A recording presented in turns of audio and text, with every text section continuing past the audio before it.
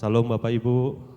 Ya, siang hari ini kita akan belajar bahwa di mana hidup ini tentu bukan hidup yang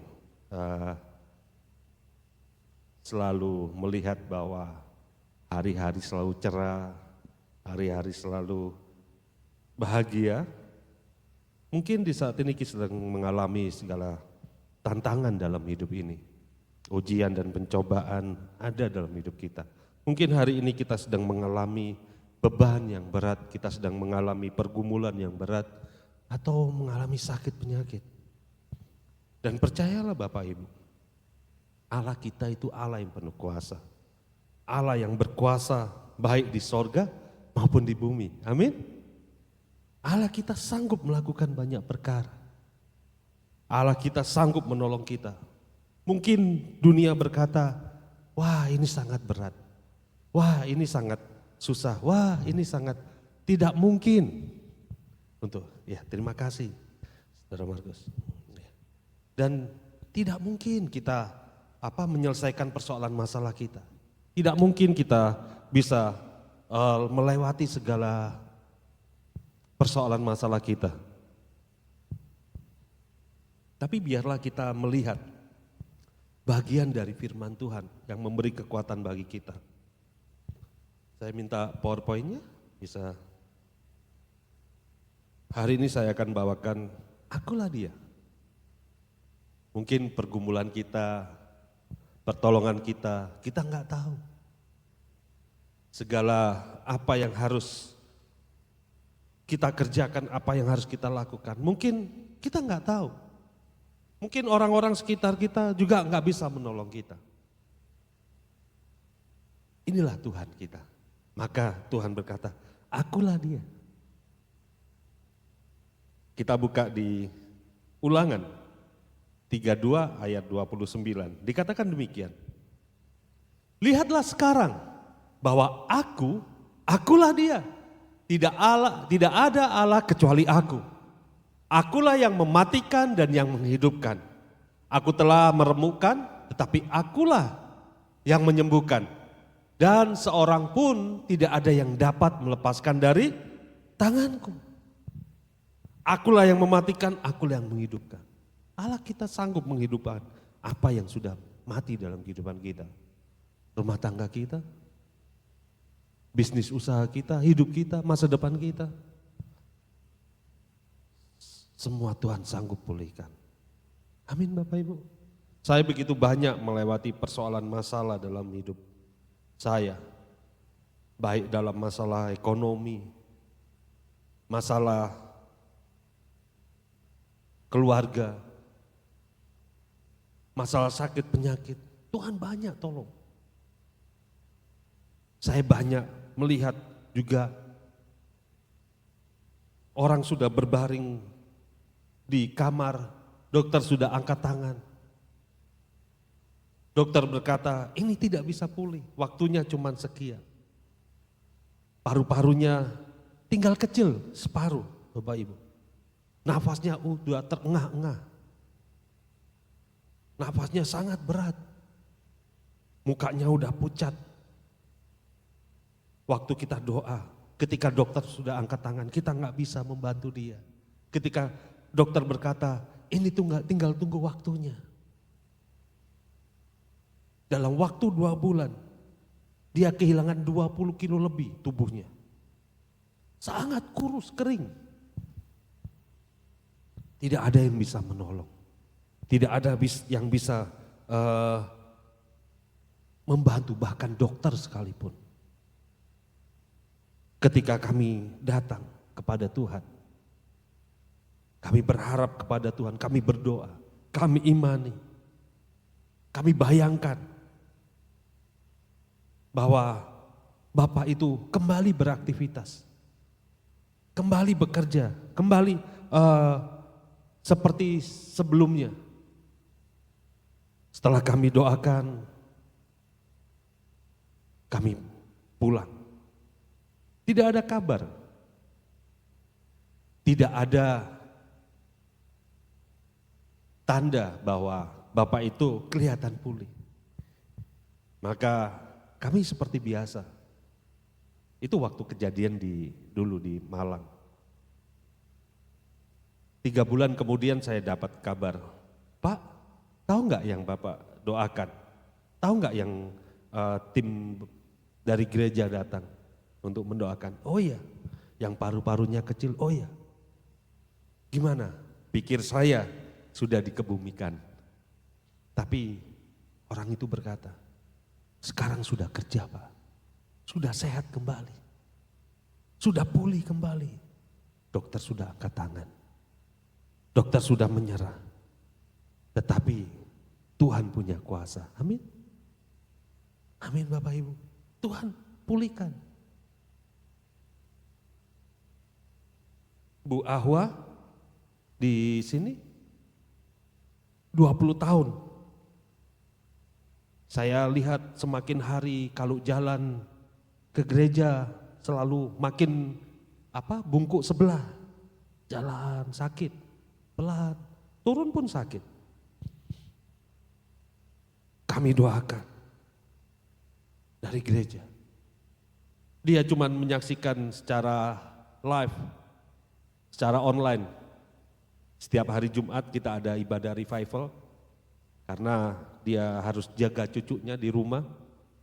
Dia mengikuti. Pak, tolong doakan.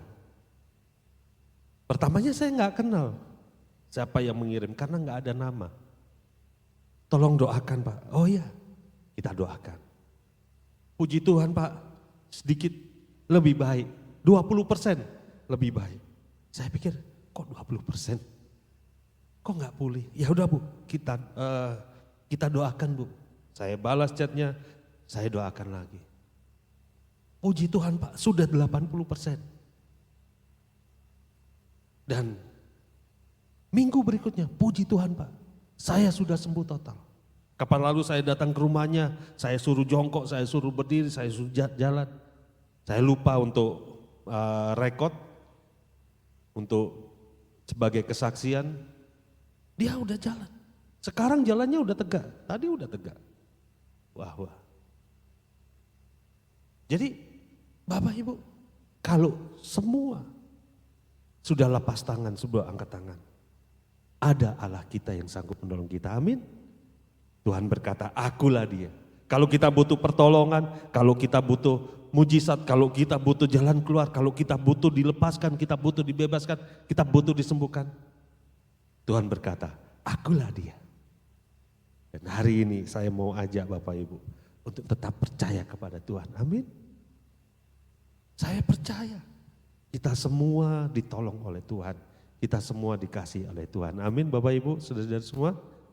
Jadi 20 tahun tidak lepas dari obat. Setiap hari minum obat. Untuk tidak merasakan sakitnya. Setiap hari 20 tahun, gak gampang Bapak Ibu. Sekarang sudah lepas, sudah enak. Saya katakan, Bu gimana? Puji Tuhan. Terus saya tanya, kenapa?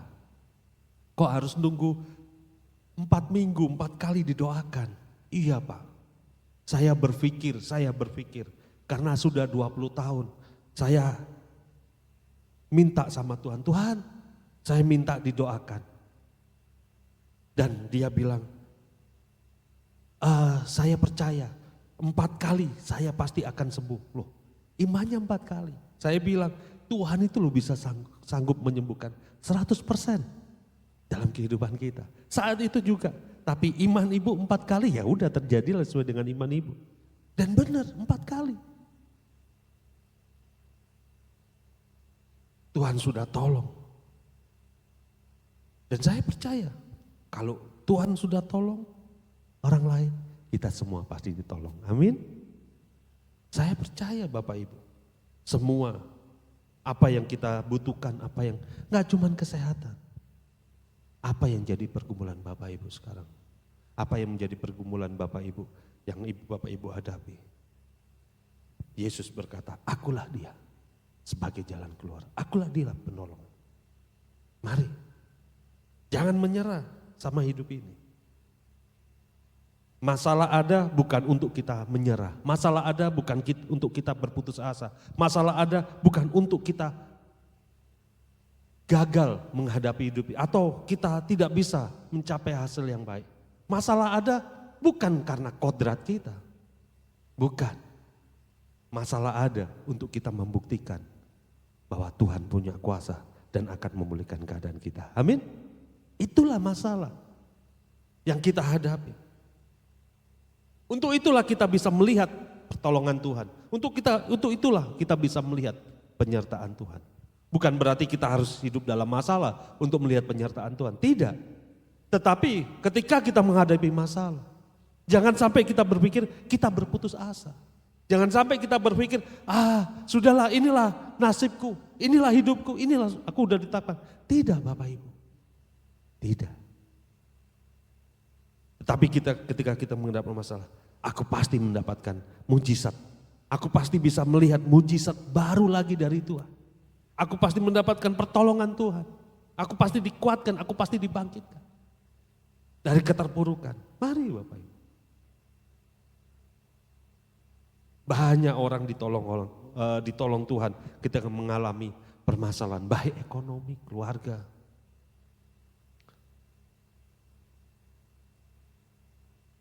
Saya melihat orang sudah mau bercerai. Saya cuma berkata, ayo fokus kepada Tuhan. Fokus kepada Tuhan. Jangan fokus kepada masalah. Sudah pertemuan antara kedua belah keluarga besar untuk bertemu, untuk mengakhiri pernikahan. Saya bilang, fokus sama Tuhan. Yang laki tidurnya di kantor setiap hari. Karena setiap ketemu tengkar. Dia berkata, gak bisa ini, gak bisa. Saya cuma berkata, minta tolong Tuhan, Tuhan pasti tolong. Hati yang sudah luka, hati yang sudah kecewa. Saya cuma bilang, kalau hati raja-raja aja bisa Tuhan sanggup bengkokkan. Apalagi cuma hati kita. Bapak Ibu, hati raja itu tidak takut sama Tuhan. Betul enggak? Dia bilang mati, mati. Bunuh, bunuh. Raja punya kedaulatan. Itu aja bisa diubah oleh Tuhan. Apalagi kita. Saya bilang, hati pasanganmu pasti bisa. Hati istrimu pasti bisa dilembutkan. Dan sekarang saya lihat rumah tangga itu kembali pulih. Kembali bahagia. Wah, kalau liburan selalu sama anak-anaknya. Dan makin diberkati Tuhan. Gak ada persoalan masalah yang tidak bisa diselesaikan Tuhan. Tuhan berkata, akulah dia. Ketika jalan sudah buntu. Ketika harapan sudah gak ada. Datanglah kepada Tuhan. Tuhan itu ada. Amin Bapak Ibu. Ketika saya dulu waktu masih masalah ekonomi, aduh Tuhan. Mau makan apa? Yang kerja cuman istri saya. Itu dulu. Ya Bapak Ibu, dulu itu. Ketika istri saya kerja, salary-nya 1 bulan cuman cukup bayar rumah. Jadi dapat dari perusahaan sudah keambil potongan rumah secara otomatis. Kami hidup secara logika, kami nggak bisa hidup. Makan untuk istri saya, jangankan makan. Untuk istri saya naik motor beli bensinnya aja ke kantor tiap hari, nggak cukup. Tapi kami berharap kepada Tuhan. Kami tetap melayani Tuhan, kami tetap setia kepada Tuhan. Tiba-tiba ada berkat. Selama saya, waktu itu saya tidak bekerja, selama 6 bulan lebih, dan penghasilan kami cukup untuk bayar rumah,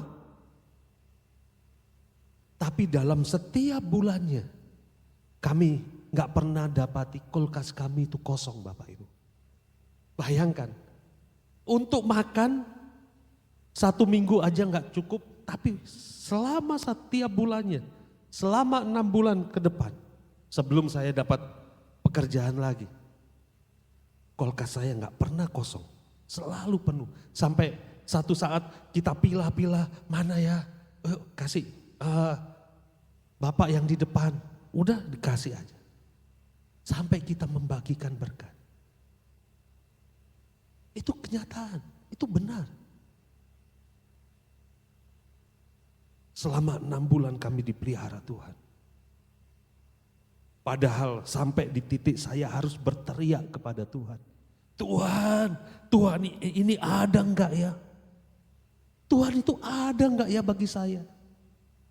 Saya sampai berteriak, apakah Tuhan itu ada? Karena masalah ekonomi yang sangat berat waktu itu. Kami lihat, wah, penyertaan Tuhan ternyata ada. Sampai saat ini kami melihat kelimpahan, kami melihat kebaikan Tuhan. Kami melihat penyertaan Tuhan. Akulah dia. Amin. Waktu diutus ke Pontianak, saya bilang, Tuhan, kelebihan saya apa? Enggak ada. Sebelum saya ke Pontianak, saya cuma ngurusin anak-anak multimedia. Saya enggak ada skill, bakat di atas mimbar, enggak ada.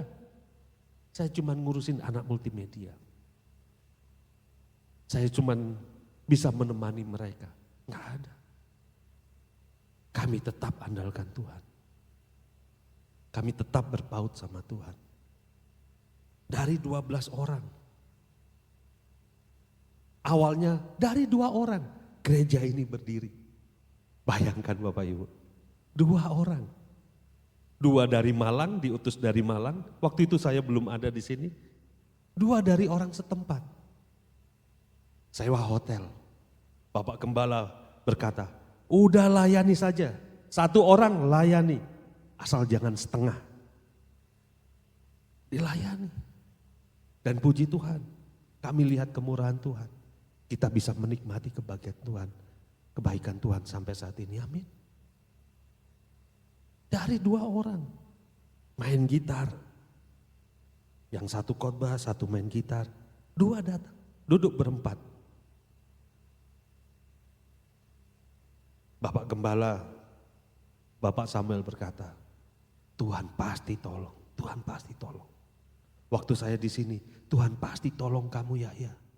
Pak, saya nggak ada skill, saya nggak bisa nyanyi, saya nggak bisa main musik, main gitar nggak bisa. Apa yang saya andalkan? Tuhan pasti tolong. Saya cuma berpaut kepada Tuhan, saya cuma berlutut kepada Tuhan. Itu aja. Dan Tuhan tolong. Kalau rumah Tuhan ini ditolong Tuhan, saya percaya kita semua ditolong Tuhan. Amin. Ayat terakhir dikatakan, berpalinglah kepadaku dan biarkanlah dirimu diselamatkan. Hai ujung-ujung bumi, sebab akulah Allah dan tidak ada yang lain. Jangan harapkan yang lain, harapkan Tuhan. Satu ketika saya berkomunikasi, berbincang-bincang kepada orang yang dikatakan orang pintar. Saya belum pernah berkomunikasi dengan orang pintar dalam hidup saya. Tetapi yang saya dapati di situ, dia berkata, sebenarnya saya ini terkurung. Saya ini susah. Bayangkan Bapak Ibu, saya punya teman, kalau bapaknya itu orang pintar. Kalau orang ingin naik jabatan, datang kepada dia. Kalau orang lain ingin sembuh, datang kepada dia disembuhkan. Tapi hidupnya penuh dengan kekurangan. Rumahnya di atas, di bawah rata-rata. Kalau usaha, mereka harus kerja siang malam. Tapi kalau orang lain pingin kaya, bisa. Anaknya sakit, disuruh ke puskesmas.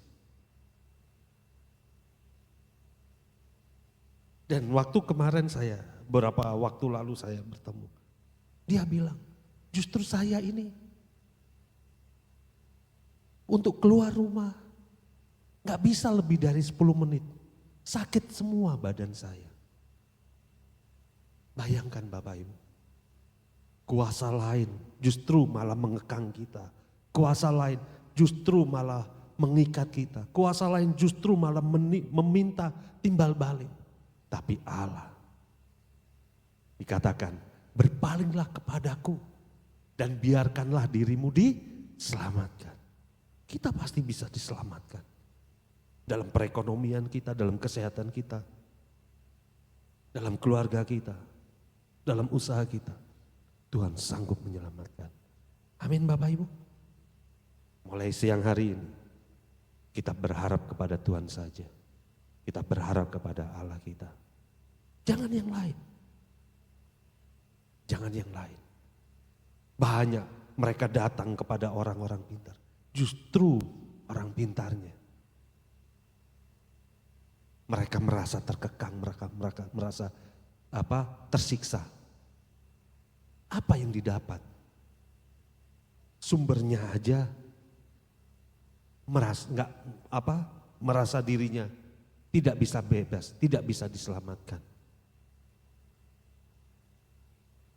Saya pergi ke satu tempat yang cukup terkenal di Indonesia, bahkan se-Asia.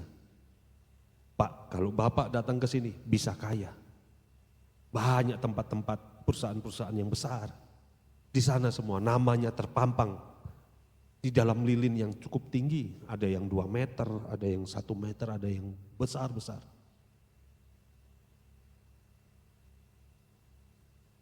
Tapi waktu kami datang, tim doa, kami datang ke sana. Orang itu datang. Bapak kalau mau kaya, bisa di sini. Dan bisa kaya. Seperti mereka, ditunjukkan semuanya. Saya cuma bilang, bisa buat kaya? Bisa. Bapak yakin? Yakin. Ini bisa buat kaya. Saya cuma berkata, kenapa Bapak tidak minta?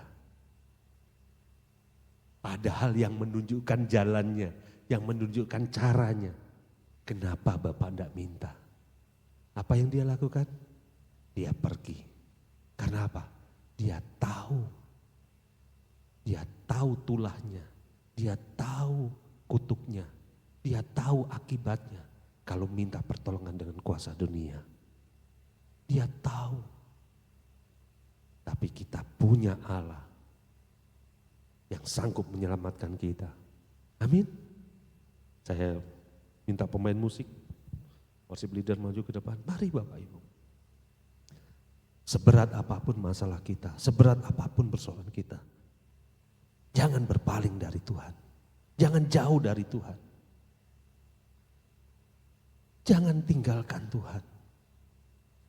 Seakan-akan dunia menawarkan kebahagiaan. Seakan-akan menawarkan solusi yang baik. Tapi justru itulah jerat maut di dalam kehidupan kita. Seperti sapi yang dibawa ke penjagalan. Seakan-akan dibebaskan.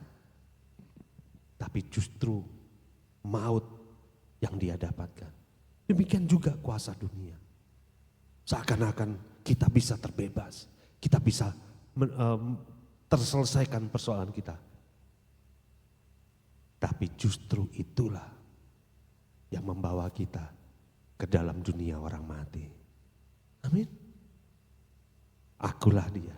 Yesus berkata, kalau kita butuh pertolongan, kalau kita butuh kesembuhan, kalau kita butuh pemulihan, kalau kita butuh kekuatan, Yesus berkata, akulah dia. Amin Bapak Ibu. Saya undang Bapak Ibu untuk bangkit berdiri.